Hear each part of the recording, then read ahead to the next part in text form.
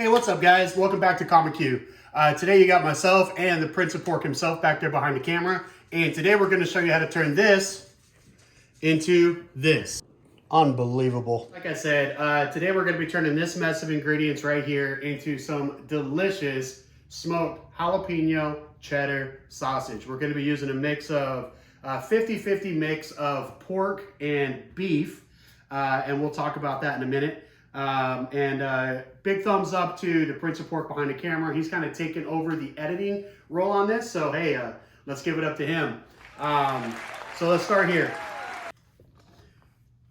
So what we have here, guys, is this is just a pork butt. You buy it at whatever, Walmart, Food Line, doesn't matter like that. The reason we're using pork butt is because it's got a pretty natural 70% meat to 30% fat ratio.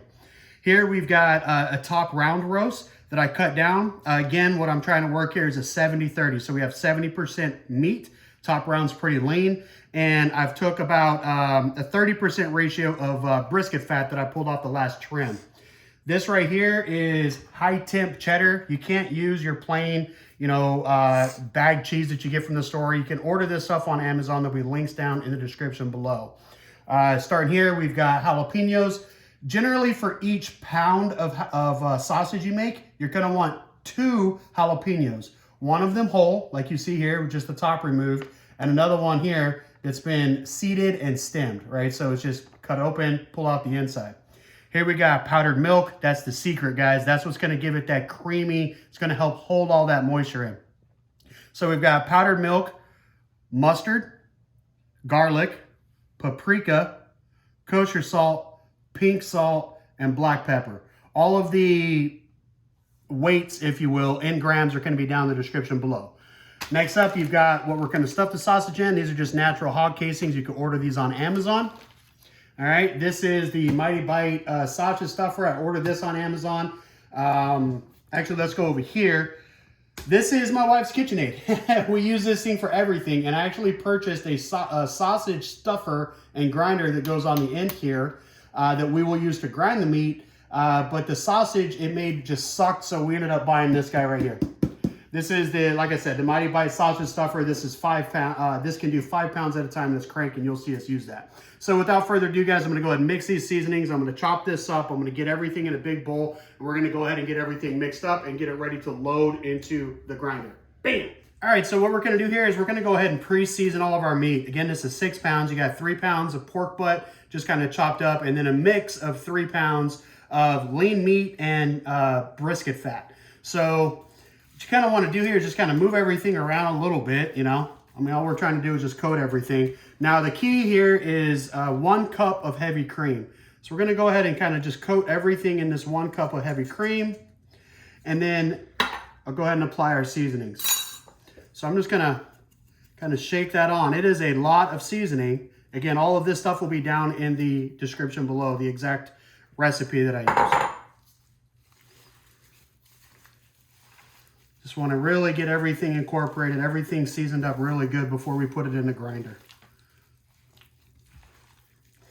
All right, now that we have it all kind of mixed up here and incorporated, I've got the pork kind of mixed in with the beef fat and the beef cuts. The key to sausage making is to keep everything as cool as possible. So I'm going to go put this out in the chill in just the box freezer we have in the garage. For about 15 minutes, I'm going to bring it back in. So when we come back in, we'll go ahead and get ready to start grinding this up on the stand mixer. All right, so just pulled this back out of the fridge. Went ahead and mixed in the cheese. Now, you can put the cheese in before you grind or after. I don't really like the big square kind of pockets of cheese. I'd rather be kind of incorporated all the way throughout, and also kind of helps add to some of that creaminess and consistency.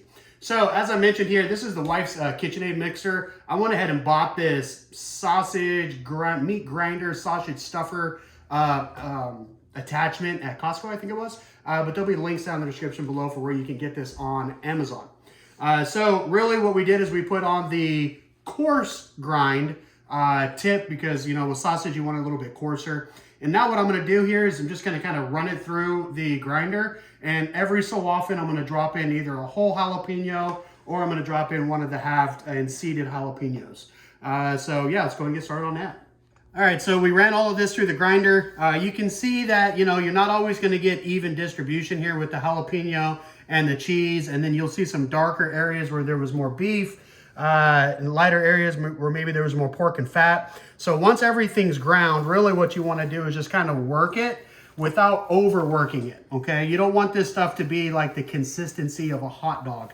You really want it to be a coarse grind like you would see in if you were to buy from the store, like a kielbasa or something like that. Like a beef sausage, like a Polska kielbasa or something like that. So once you have kind of everything ready to go, what I like to do is just kind of flatten it out. And again, as I mentioned, the key to sausage making is to keep everything as cold as possible. So now that we have that done, I'm gonna go put this back out in the chest freezer while we set up the sausage maker. All right, the sausage stuffer, if you will. And I'm gonna go ahead and get the casings prepped and get those in some nice ice cold water. So, yep, let me get this in the cooler and then we'll be right back. All right, guys, so we went ahead and kind of cleaned up the mess, which is arguably one of the hardest parts about making sausage. So if you're one of my guys or gals out there that's watching this video, just understand that it is messy. Luckily, Raylene took the kids to town today, and it's just me and the Prince of Pork here at the house, so it's something we could really get cleaned up before she got home and started losing her mind. So anyhow, got the limb sausage stuffer up here on the deck. Again, I'll put some links down in the description below on where you could find this. This is the Fit 5-pound variety. We went ahead and got our sausage prep, our grind, if you could call it. Got our grind loaded up inside the canister here. And what we're gonna do now is we're gonna go ahead and prep this thing. So this has a big O-ring around it, all right? And what we don't wanna do is stuff our sausage full of air. So I'm gonna go ahead and prep this O-ring, and the way that they say to do that is just get a little bit of oil on a paper towel and then just kind of wipe that down. So that's all I'm gonna do here is just go ahead and wipe that down best I can, get that nice and lubricated, all right? Get this out of the way. The next thing is to load your can inside. Now, I'll tell you guys, the 6 pounds of sausage, once you add in about a pound of cheese, a cup of cream, all the different, everything else that goes on it, it's going to end up creating more than you could fit in here. So I've got some more back in the fridge that's cooling. So what I'm doing right now is just kind of holding the end of it just to get some of that air out, right, and pumping it. This will add back in right here on the top, super simple. Now, if you end up making a lot of sausage, maybe you could invest in a pneumatic or a hydraulic or something you could plug into the wall sausage stuffer. But for me and what we do here, this works fine for me. You could also take this handle off, and if you've got a bigger, like a 1/2-inch chuck DeWalt, like a driver or something like that, you could chuck the end of this and just run it with your impact drill, impact driver, whatever you got. When you buy this, it comes with 3 nozzles. This is the medium-sized one, which is generally what you'll use for summer sausage and different stuff like that. It does come with enough attachments where you can make like hot dogs and stuff, which I haven't gotten into yet, but I plan to. And it kind of holds it up off the deck just enough to where you can, fit your links and start managing stuff. So again, I'm just going to try to get all the air out of this the best I can. Get it prepped. And that's kind of, at this point, if you wanted to, guys, you take this off, and honestly, it's something you could have done sooner, but you could take that off right there and just throw it in on the cast iron or throw it in the skillet and see if it's got the taste and texture that you want. If it doesn't, you can pull it all back out, incorporate the seasonings that you want or whatever. But I've made this recipe enough, guys. I know that this is exactly the way my family likes it. So we're just going to go ahead and pull that off. All right, now that we got this all prepped up, guys, we're going to go ahead and get our sausage casings on. Now, these are 100% pork. Again, you order these on Amazon. You can get them from the same place you get your high-temp cheese. And I always rinse mine out with water before I load it up, because these, I'm going to tell you something. If you want to know what stinky is, go ahead and buy some of these, and you'll know what stench is. All right. Now, getting it on is probably one of the hardest parts of the entire process. So for this, I'm actually just going to lose the gloves. All right, now that we have the casing on the chute here, this is kind of where the magic happens, guys. It's a two-handed effort. You kind of want to grip this while you're cranking, and you don't want to overstuff because it will bust. All right. So just keep it consistent. You can always tighten these up as you're going, and I'll show you that in a second. All right, so oh, we had a bust, and that's fine. I'll show you how to fix that. Okay, that's probably a good time to show you how to fix it. All right, so what we want to do here is just kind of pull that off, right? And then you could hand me the scissors, Nate. Go ahead, cut that right there. Right, we just tie this in another knot. And this is going to happen, guys. I mean, I'm not a professional sausage maker. As you know, I just cook for the family here. So we're just going to tie that in another knot there. This right here, you could kind of do a couple of different things with. You could kind of pinch that out if you want and make a smaller sausage, right? Just like so. And you can throw that on the smoker if you want, or you can make it for patties. I'm just going to put this in the chunk pile here for patties. And see if we can get a successful sausage to come off the rack here. Again, it's a delicate thing. Once you get a few of them in, you'll know kind of what it feels like. All right, and that's about the length I want. That's about a 6 to 7 inch sausage, depending on who you're telling. And then what you want to do is just kind of get your twist going. Now, I always twist it away from me. All right, just like that. And you want to twist it, I don't know, 6 or 7 times. Some people you'll see they could twist it really fast, and I'll try that here in a minute. But that's your first successful sausage. So we're going to keep coming. Not giving it too much pressure, guys, because we don't want it to bust.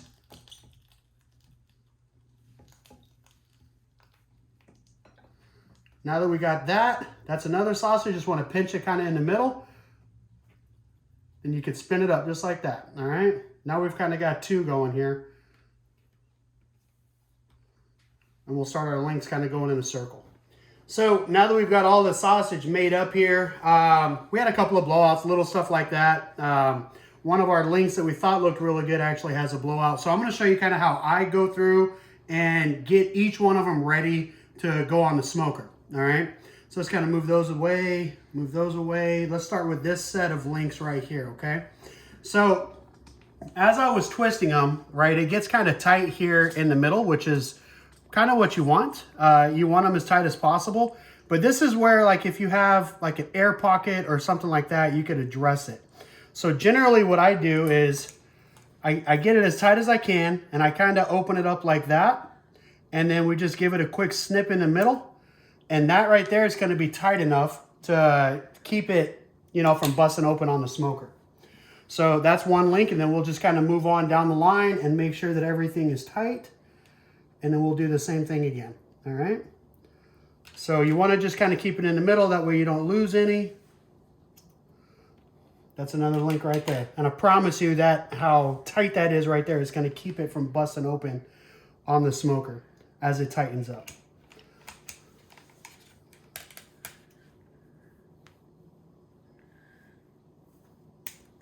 All right, so we're going to go through and go ahead and prep all of our links kind of like this. Kind of just dry everything off and then put it in the fridge. What the fridge does, it kind of helps dehydrate the casing a little bit. It's going to tighten everything up the way you want it to go before it goes out on the smoker. These are going to be smoked at about 170 to 200 degrees for 3 or 4 hours until you get up to doneness, which is going to be, because there's pork and there's beef in here, I'm going to take them up to about 160 degrees. But I'll tell you, on the Pit Boss that we're going to put these on, about 170 to 200 degrees for about, 3 to 4 hours, I think is where you're going to want to be. Stopping in between and kind of just wiping off the black marks halfway through, and we'll kind of pick that up. And then once they're smoked, they're done. You could freeze them, do whatever you want, and we'll get into that in a minute. So I'm going to go ahead and finish prepping these up, get them in the fridge. We'll meet back up with you guys here in a couple hours whenever we go to put them on the smoker. All right, guys, so these have been in the fridge for a little over an hour, letting Pit Boss get up to temperature. I got it set at 180. We're going to go ahead and put those out there. It should take about 4 hours total. We'll temp them at about the 3.5, 4 hour mark. But we're going to put these on there. We're going to let them sit for 2 hours, and then we'll go back out there and we'll flip them. 1 hour later. Got it set at 180. Got everything in there. Nothing's touching each other, so we don't have any smoky bald spots. And yeah, let's give it a couple hours. We'll come back out and check it. All right, guys, so the sausages have been on for about 2 hours now. We're going to go ahead and pull each one of them off just to check it and flip it, and then kind of wipe off any of the black kind of cruddy marks that it might have picked up from the smoker. So let's check them out.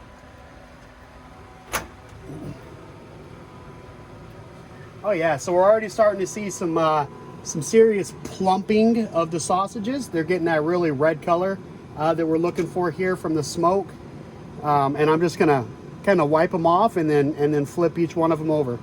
And these will probably go for about another, you know, hour and a half to 2 hours, and then we'll come back out here and pull them off and then get them ready for the ice bath. All right, guys, so it's been a little over 3.5 hours, and I just put a temp probe on here, and we are done.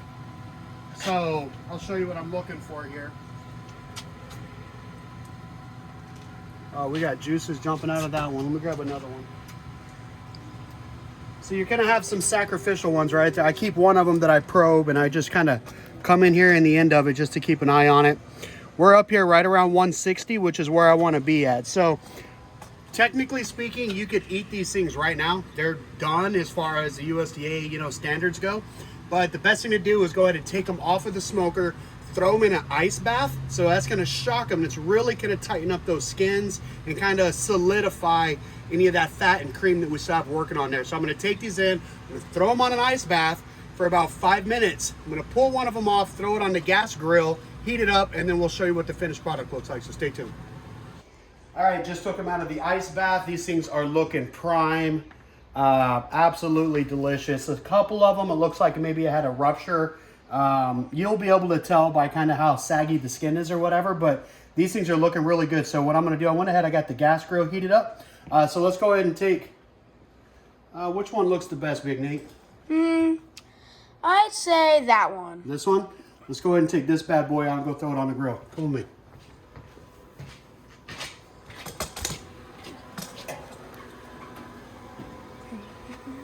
All right, so we got 3 burners here set on high. We're just gonna leave this thing kind of off of the main bar there and let it heat up and take it back up to, some people say take it back up until it starts dripping juices, but I'm gonna probably let it go for about 5 minutes. I'll come out and I'll flip it and just check it out. Like I said, it's already done. I'm just, you know, it's already cooked. It's already safe to eat. I'm just letting it come up to temperature. It's, you know, it's an appetizing temperature, right? Something that's nice and warm in your mouth. So we'll let that go for about 5 minutes and we'll jump back on it. All right, guys, so the our little sausage has been on for about 5 minutes on the gas grill. We're gonna go ahead and give this a try.